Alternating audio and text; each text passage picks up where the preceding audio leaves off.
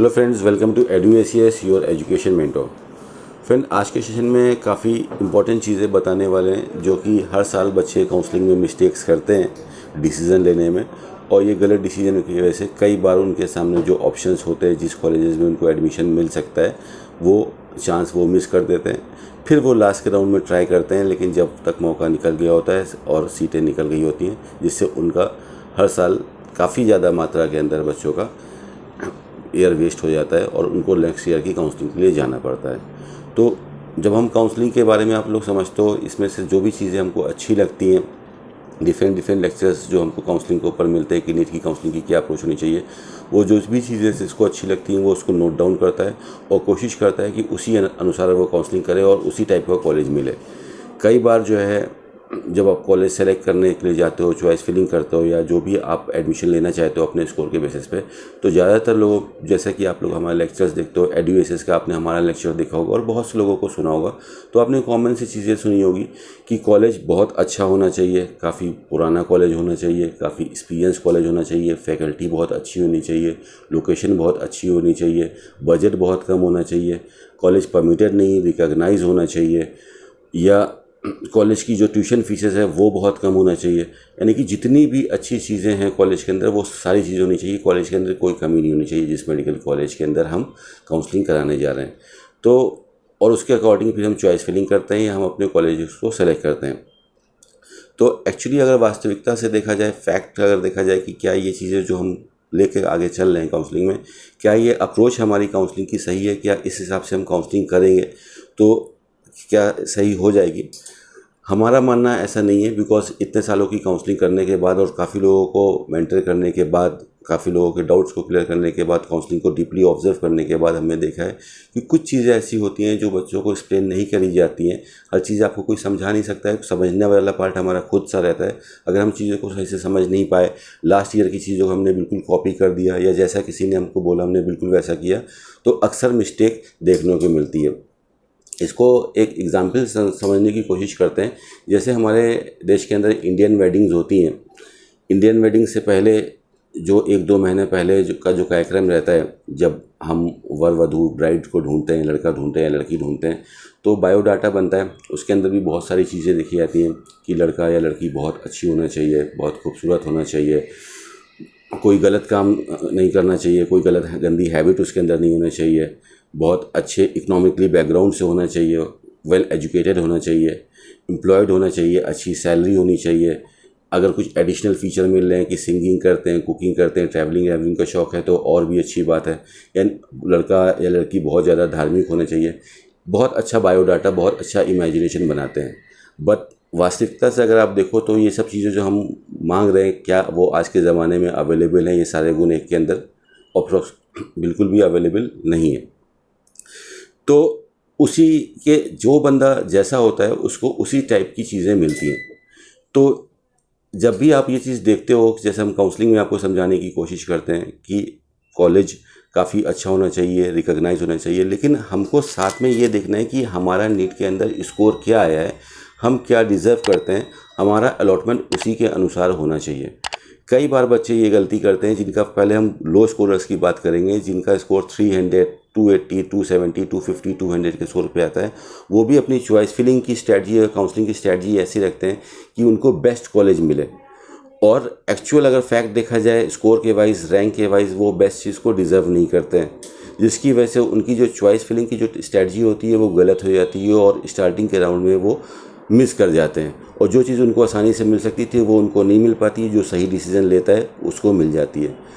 तो काउंसलिंग भी आपको काफ़ी कुछ उससे मिलता जुलता है। इंडियन वेडिंग में जिस हिसाब से हम इमेजिनेशन बनाते हैं, वैसे ही हम इधर भी इमेजिनेशन बनाते हैं कि कॉलेज, जिस कॉलेज में हम पढ़ने जा रहे हैं वहाँ पे सब कुछ होना चाहिए।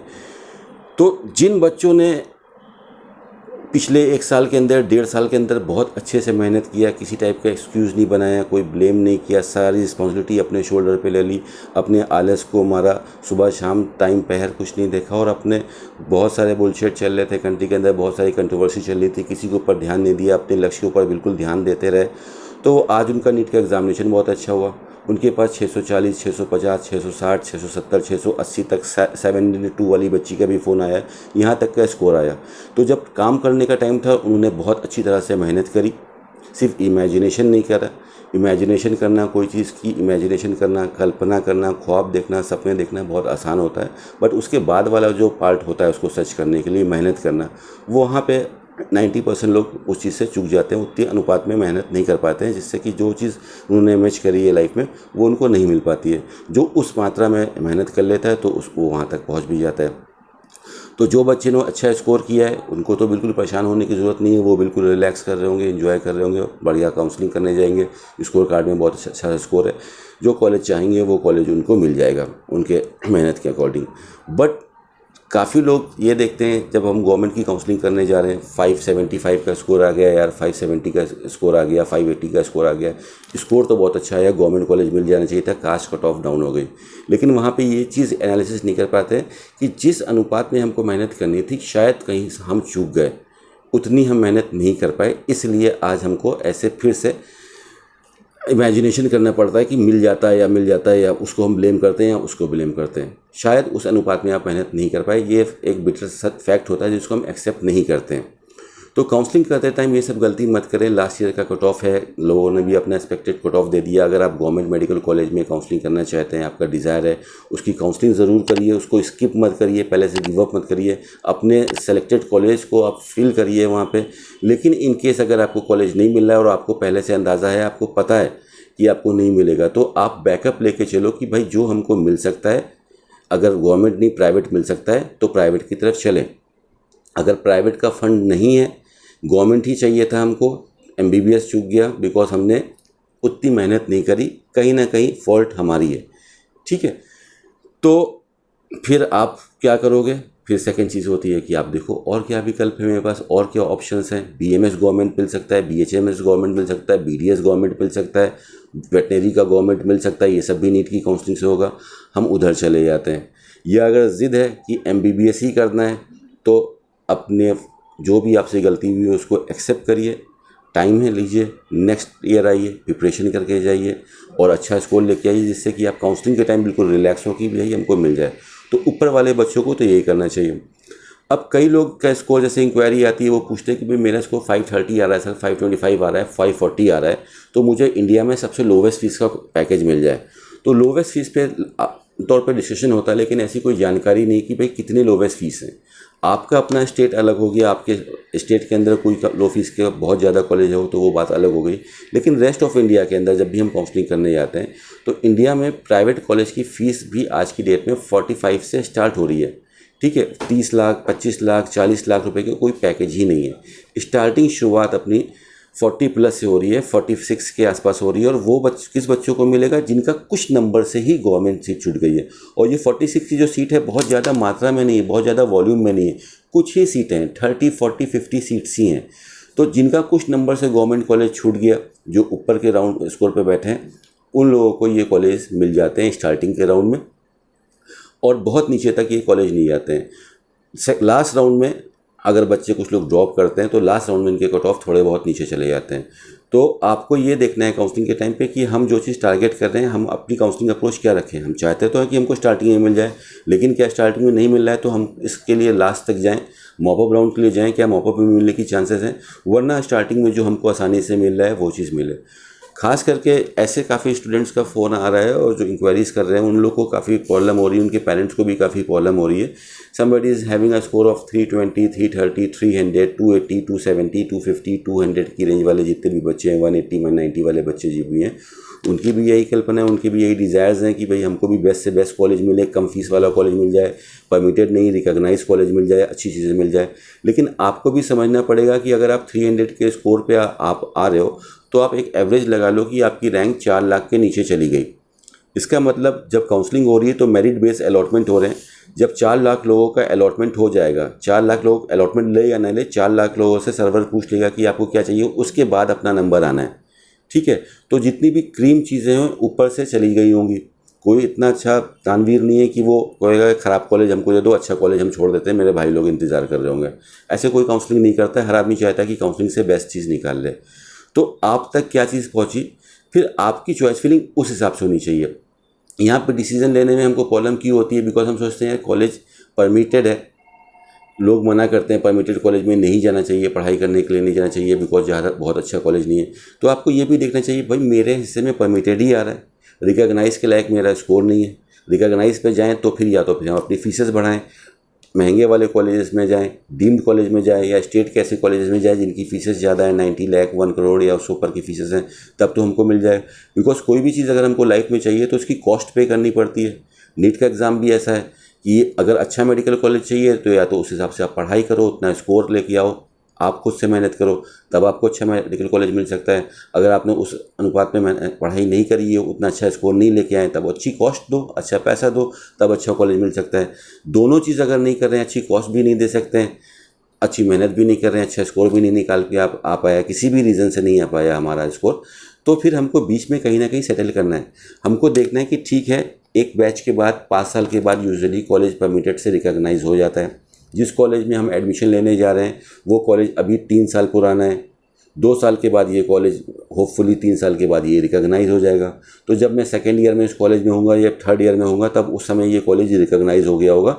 तो इससे हमको ज़्यादा परेशान होने की बात नहीं है कि हम प्रैक्टिस बाद में कहाँ करेंगे, होम स्टेट में करेंगे कि कहाँ पे करेंगे। इस तरह से आप चीज़ों को अंदर जाके समझेंगे तो और आपकी जो प्रॉब्लम है वो ख़त्म होगी और एक फ्री माइंड से आप काउंसलिंग कर पाएंगे। ठीक है, आपको देखना है कि भी कॉलेज अभी परमिटेड है लेकिन रिकॉग्नाइज कब होगा, क्या जब हम तक एमबीबीएस करोगे तब तक ये रिकॉग्नाइज हो गया होगा कि नहीं हो गया होगा। इस टाइप से चीज़ें देखिए। काफ़ी लोग ये चाहते हैं कि भी फीस भी कम मिल जाए, कॉलेज भी पुराना मिल जाए। ये चीज़ पॉसिबल नहीं है सभी के साथ में। ठीक है, या तो उतना अच्छा स्कोर है तब तो सब कुछ पॉसिबल है, स्कोर कम है, बजट भी कम है, तब आपको कहीं ना कहीं सेटलमेंट भी करना पड़ता है काउंसलिंग में। कई लोग शुरुआत में ये चीज़ नहीं समझ पाते, इसके अगेंस्ट रहते हैं, नहीं नहीं मैं एक्सेप्ट नहीं करूँगा, मैं तो बेस्ट निकाल के दिखाऊंगा। तो समय पे जो लोग एक्सेप्ट कर लेते हैं उनको स्टार्टिंग के राउंड में अच्छी चीज़ें मिल जाती हैं, और जो नहीं एक्सेप्ट करते हैं वो फर्स्ट राउंड के बाद, सेकंड राउंड के बाद, जब उनको लगता है कि यार बहुत देर हो गई, अब मॉपअप राउंड में किसी तरह से सीट लिया जाए, साल बचाया जाए, अब तो इधर उधर कहीं से भी फंड का अरेंजमेंट करेंगे, एडमिशन लेंगे, तब जो चीज़ उनको शुरुआत में 70 लाख रुपए में मिल सकती थी तब उनको वो चीज़ 90 लाख रुपए मिलती है। एडिशनल 20 लाख रुपये हमने दे दिए। क्यों दे दिए 20 लाख रुपये? जस्ट बिकॉज कि हमने सही टाइम पे अपना डिसीजन नहीं लिया। डिसीजन लेने में हमने थोड़ा सा टाइम लगा दिया। ठीक है, तो इतनी बड़ी काउंसलिंग है, इतना सारा सीट मैनेजमेंट है, प्राइवेट के ऑप्शन है, गवर्नमेंट के ऑप्शन है, सब कुछ है। लास्ट ईयर के आपके पास सारे कट ऑफ हैं। लास्ट ईयर के कट ऑफ क्या, ये इसे भी बहुत बड़ा इशू आ रहा है स्टूडेंट के साथ, इसमें भी समझना पड़ेगा। आज की डेट में एडुकेशन ने भी और बहुत सारे लोगों ने आपके पास सारे कट ऑफ रिलीज़ कर दिए हैं कि लास्ट ईयर की इस प्राइवेट मेडिकल कॉलेज के अंदर क्या कट ऑफ गया था, कहाँ पे क्या चीज़ मिला था। काफ़ी लोग की हैबिट होती है कॉपी करने की कोशिश करेंगे, उसी हिसाब से काउंसलिंग करें कि हमको वो कॉलेज मिल जाए। बट अगर किसी बंदे को कोई चीज़ नहीं मिल पा रही है तो उसके पीछे का एक बेसिक रीज़न होता है लैक ऑफ नॉलेज की कमी की वजह से वो सही काउंसलिंग नहीं कर पाया। बट आज की डेट में आपके पास इंफॉर्मेशन के प्लेथोरा ऑफ सोर्सेज हैं। आप अभी भी एक सेशन देख रहे हो, यहाँ पे भी आपको नीट के बारे में जानकारी मिल रही है, और अपना मोबाइल जैसे जैसे ब्राउज करोगे आपको बहुत सारी लोग जानकारी दे रहे होंगे नीट के बारे में। तो ये सारी जानकारी सिर्फ क्या आप देख रहे हो, नहीं, आपके साथ बाकी बच्चे भी देख रहे हैं, उनको भी पता चल रहा है। एक कॉलेज की कैपेसिटी होती है 150 seats maximum private medical college के अंदर। सपोज कर लिए वो कॉलेज लास्ट ईयर 200 मार्क्स में मिल गया था, बहुत से बच्चों ने 200 मार्क्स से मिस किया। आज की डेट में एक बच्चा महाराष्ट्र में बैठा है, वो देख रहा है कि यूपी के अंदर या लो स्टेट में फीस मिल रही है, तो और ज़्यादा लोग आ गए रेस में। तो चेंजेस आते हैं, एकदम से बहुत बड़ा चेंज नहीं आता, लेकिन धीमे धीमे चेंजेस आते हैं। तो सिर्फ जो भी आपका डिज़ायर्ड कॉलेज है सिर्फ उसी की चॉइस फिलिंग ना करें, नीचे बैकअप बना के चलें, वहाँ तक हमारी चॉइसेस होनी चाहिए कि एटलीस्ट हमको सीट निकल के आ जाए। तो कहने का मतलब है कि लास्ट ईयर से एग्जैक्ट हमारी कट ऑफ कॉपी नहीं होगी। इसका भी कैलकुलेशन, जिससे पेपर हमारा इस बार थोड़ा सा ट्रिकी गया, थोड़ा सा लेंदी आया, कैलकुलेटिव आया, तो उसका फ़र्क पड़ा है कि गवर्नमेंट में ऊपर से कट ऑफ नीचे आने की संभावना है, 20-22 नंबर नीचे आने की संभावना है। तो इसको कई लोग इस तरह से समझ रहे हैं कि ये प्राइवेट में भी होगा, कि प्राइवेट में ये पेपर तो टफ गया अब तो प्राइवेट में भी कट ऑफ आ जाएगा। नहीं, ऊपर से बच्चे काफ़ी कम हैं, टॉप पे ये फैक्ट भी है लाइफ का कि शिखर पे बहुत कम लोग पहुंच पाते हैं, टॉप पे बहुत कम लोग पहुंच पाते हैं, काफ़ी लोग नीचे रह जाते हैं या मिड पे जाके रुक जाते हैं। ठीक है, तो ऊपर के जो बच्चे का जो वॉल्यूम है टोटल स्टूडेंट्स जो नीट में है, वो काफ़ी ज़्यादा कम है दोस्तों।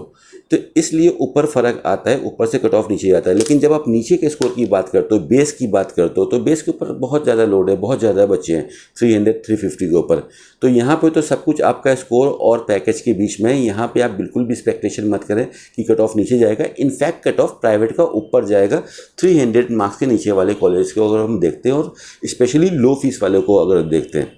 ठीक है, हर आदमी के पास इतनी अच्छी कैपेसिटी नहीं है पेइंग कैपेसिटी की, वो पेइंग कैपेसिटी के थ्रू बेस्ट कॉलेज में पहुंच जाए।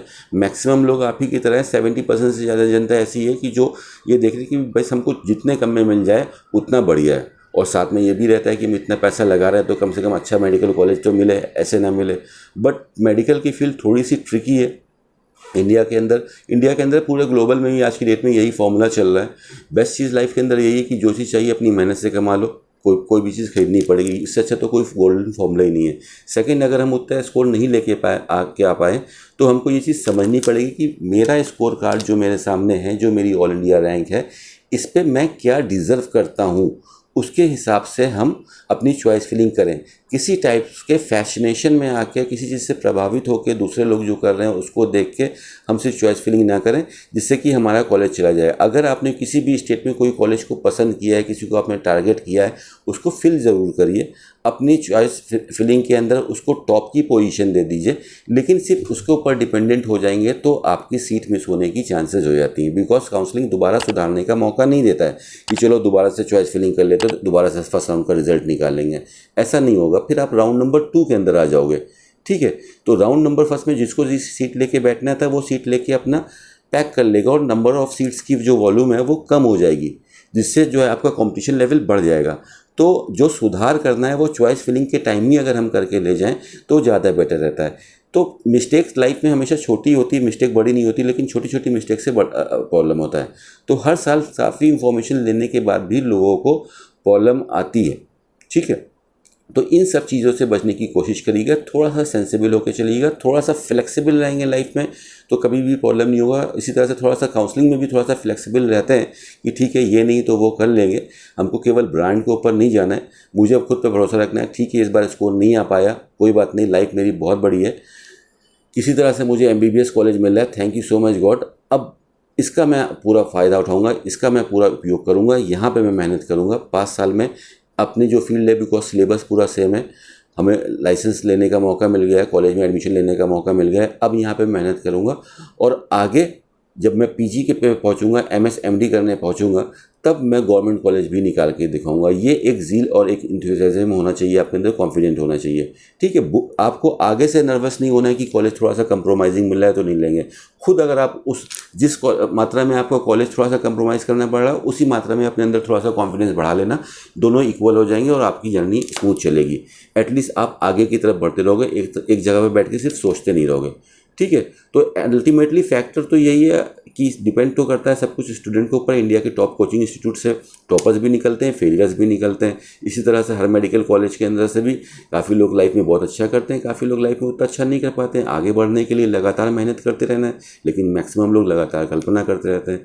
ठीक है, तो आप अपने हाथ में चार्ज लीजिए, पॉजिटिव रहिए, चीज़ों को बारीकी से समझिए। ये सब कॉमन चीज़ें जल्दी कोई बताता नहीं है, इसलिए हम समझ नहीं पाते हैं। और एक कॉमन सी मिस्टेक जैसे हम लाइफ में अक्सर करते रहते हैं, हम काउंसलिंग में भी कर सकते हैं। तो एडुकेशंस का ये प्रयास रहेगा कि आपसे किसी भी टाइप की गलती ना हो और आप अच्छी काउंसलिंग कर सकें। कई लोग ने ये भी पूछा कि सर क्या काउंसलिंग में मेंटर लेना ज़रूरी है, बिना मेंटर के हम काउंसलिंग नहीं कर सकते? दोस्त, लाइफ में कोई ऐसी चीज़ ही नहीं है जो आप नहीं कर सकते हो। You can do each and everything. ठीक है, ऐसा नहीं है कि मेंटर लेना ज़रूरी है।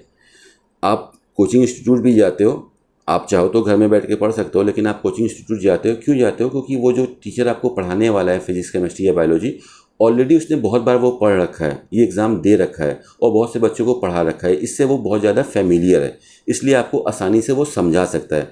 आपको जिस मात्रा में मेहनत करनी है शायद उससे कम मेहनत करना पड़े अगर आपके सामने एक अच्छा टीचर है तो।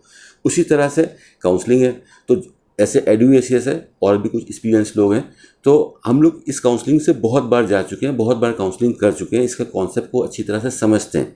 सब समझना सिर्फ कॉन्सेप्ट जाता है, प्रिंसिपल जाता है, फैक्ट डाटा हर बार बदलते रहते हैं, कॉलेज के नाम बदलते रहते हैं, कुछ कॉलेज जाते रहते हैं, कुछ आते रहते हैं, फीसेस में चेंज होते रहते हैं। तो एक अच्छा मेंटर लेके अगर आप काउंसलिंग करोगे तो जो गलतियां होने की चांसेस हैं, कोई चाहता नहीं है लाइफ में गलती हो, लेकिन तब भी लाइफ में गलती होती ही है और डेली गलतियां होती हैं हमसे। ठीक है, तो अगर कोई भी लाइफ में गाइड करने वाला हो तो ये सब गलतियों से आप बच सकते हो। बस ये आपको एक फ़ायदा होता है एक मेंटर लेके चलने में लाइफ में। इसलिए काउंसलिंग, मेंटरिंग, गुरु, ये सब बहुत एशियन वर्ड्स हैं जो आज भी कॉपी हो रहे हैं, बिकॉज लाइफ में कहीं ना कहीं सपोर्ट मिल जाते हैं तो चीज़ें हमारी आसान हो जाती हैं। तो ये कुछ छोटी से जो टिप्स थे जो हम सभी लोग को काफ़ी ध्यान से रखना है जब आप काउंसलिंग के लिए जा रहे हो। स्कोर कार्ड भी ध्यान देखना है और लास्ट ईयर के अलॉटमेंट पे भी ध्यान देखना है। और चॉइस फिलिंग में सिर्फ आपको ये नहीं देखना है कि भाई मेरा मन कर रहा है इस कॉलेज में पढ़ने का इसलिए हम यही कॉलेज की चॉइस फिलिंग करेंगे। मन के पास नॉलेज नहीं होती, मन के पास सिर्फ डिज़ायर्स होती हैं। तो आपको थोड़ा सा नॉलेज का भी इस्तेमाल करना है कि ठीक है इस कॉलेज को हमारा मन कर रहा है इसको ऊपर रख देते हैं, लेकिन हमारी हियरार्की जो चॉइस फिलिंग की होनी चाहिए, जो डेप्थ होनी चाहिए, वो वहाँ तक हो, एटलीस्ट हमको सीट मिल जाए अगर हम सीट लेना चाहते हैं। और अगर आप कंप्रोमाइज़ नहीं करना चाहे तो रिपीट करिए, दोबारा से तैयारी करिए, अपने आप को इस काबिल बनाइए, अपना स्कोर से ऊपर लेके जाइए और फिर से काउंसलिंग करिए, गवर्नमेंट की सीट लीजिए। तो इस अप्रोच से अगर आप काउंसलिंग करोगे तो होपफुली आपकी काउंसलिंग काफ़ी अच्छी होगी फ्रेंड्स। तो आज के सेशन को यही ख़त्म करते हैं, मिलते हैं नेक्स्ट सेशन में जहाँ पे आपको काउंसलिंग के बारे में और अच्छी इन्फॉर्मेशन मिलती रहेगी। तब तक के लिए thank you so much for giving me valuable time friend. Thank you.